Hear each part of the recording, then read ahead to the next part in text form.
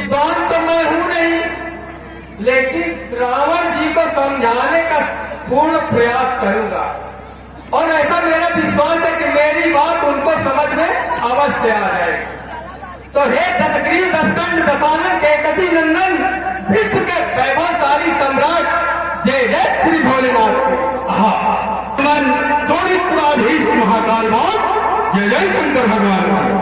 मेरी आवाज जी, आपने जनक जी के समकक्ष राज्य समाज में एक बिंदु प्रस्तुत किया कि ये यज्ञ 5 प्रकार के बतलाए आपने, ये छठा यज्ञ कहा। तो सुनो, यज्ञ पूर्णतः 2 प्रकार के होते हैं, एक यज्ञ और महायज्ञ। यज्ञ को व्यस्त यज्ञ और महायज्ञ को समेत यज्ञ कहते हैं। श्री बालासुर श्री आवृत्ति, आपने बड़ा ही सुंदर चिंतन इस राज्य समाज को आपके द्वारा बताया गया कि यज्ञ 2 प्रकार के होते हैं, उचित है, किंतु वह यज्ञ और महायज्ञ नहीं। क्योंकि अगर हम यज्ञ के 2 भेद करेंगे तो उनमें से क्या एक महायज्ञ होगा? नहीं होगा।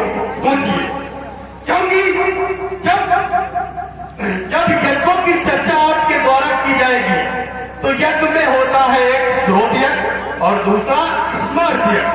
श्रोत यज्ञ जिसमें शुद्ध प्रतिपादित मंत्रों का प्रयोग किया जाता है उसे श्रोत यज्ञ कहते हैं, और जिसमें स्मृति प्रतिपादित मंत्रों का प्रयोग किया जाता है उसे स्मार्त यज्ञ या समस्त यज्ञ कहते हैं।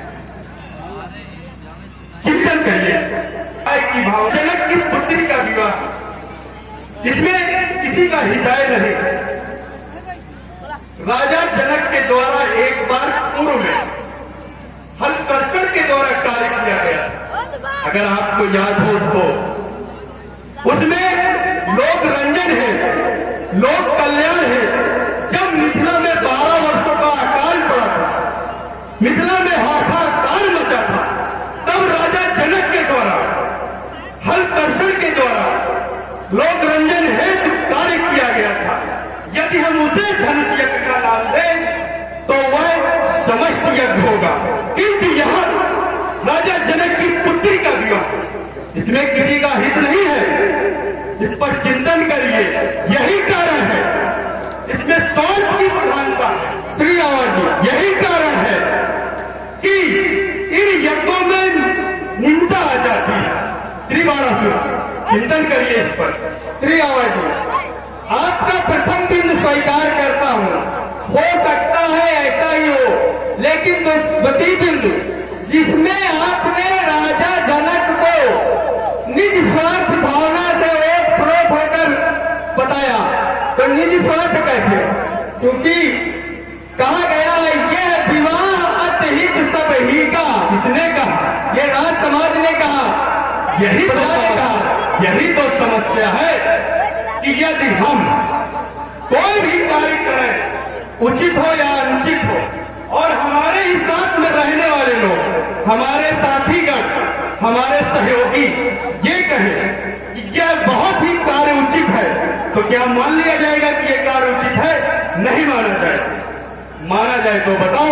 और आपका दूसरा बिंदु कि राजा जनक जैसा ज्ञानी, राजा जनक जैसा विद्वान ये गलत कार्य कर ही नहीं सकता। क्यों नहीं कर सकता? क्या ज्ञानियों से गलतियां नहीं होती या ज्ञानियों से त्रुटियां नहीं होती? जैसे महर्षि अंगिरा बृहस्पति के पिता जब भृगु तब जाने लगे, तब उन्होंने अपने पुत्र शुक्राचार्य को महर्षि अंगिरा के पास शिक्षा के लिए महर्षि अंगिरा को सौंपा।